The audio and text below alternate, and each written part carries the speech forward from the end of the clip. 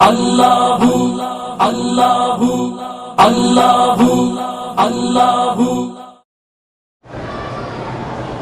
تو یہ جس کو اللہ چاہے، ایسے بھی لوگ ہم نے دیکھے ہیں جن کو قرآن پڑھنا نصیب ہی نہیں ہوتا، سننا بھی نصیب نہیں ہوتا۔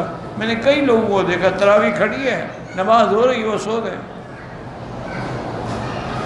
کسی نے کہہ بھی دیا تو کہ جی ہم مسافر ہیں، مسافر کے لیے تو فرض نماز میں بھی قصر ہے۔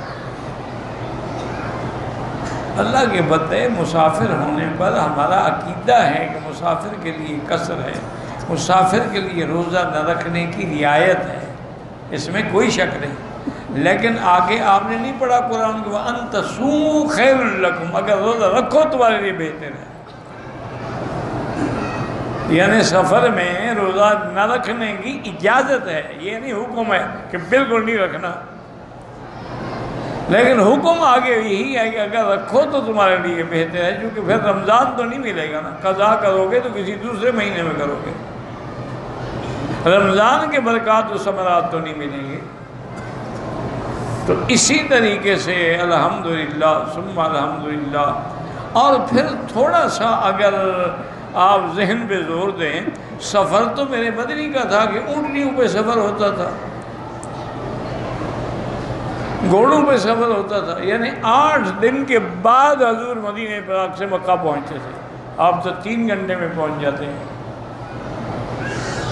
اور تپتی ہوا صحرا، ریت ہے، لو چل رہی ہے، نہ درخت ہے، نہ کوئی منزل ہے، نہ ٹھکانہ ہے، اسی میں سفر ہو رہا ہے، اور کپڑے ایسے لٹکا دیے تو بس وہ ایک قسم کا چھت بن گئے۔ اس نے کتنا دھوپ روکنی ہوگی آپ کے لیے کیا؟ آپ تو جی ایئر کنڈیشن ہوائی جہاز میں بیٹھتے ہیں، ماشاءاللہ ایئر کنڈیشن بسوں میں تشریف لاتے ہیں، ایئر کنڈیشن ہوٹلوں میں قیام فرماتے ہیں، اور جناب 5 سٹار ڈشز جو ہیں وہ تناول فرماتے ہیں۔ آپ کا کیا سفر ہے؟ پھر بھی کہیں کہ جی نہیں ہم تھک گئے تھے اس لیے عمرہ نہیں کر سکے۔ انا للہ و انا، یہ نہ کہو تھک گئے تھے، یہ کہو کہ اللہ نے محروم کر دیا۔ کہتے ہیں جی کہ ایک آدمی انڈیا سے آ رہا تھا، روضے سے، اب ہوائی جہاز چونکہ سعودی عرب کی طرف چل رہا ہے تو لازمی بات ہے کہ افطار میں دیر تو نہیں ہوگی، جلدی ہوگی، یا تو الٹا جا رہا ہوگا، وہ تو الٹا ادھر آ رہا ہے مغرب کی طرف۔ بہرحال جب تک سورج غروب نہ ہو افطار نہیں کر سکتے۔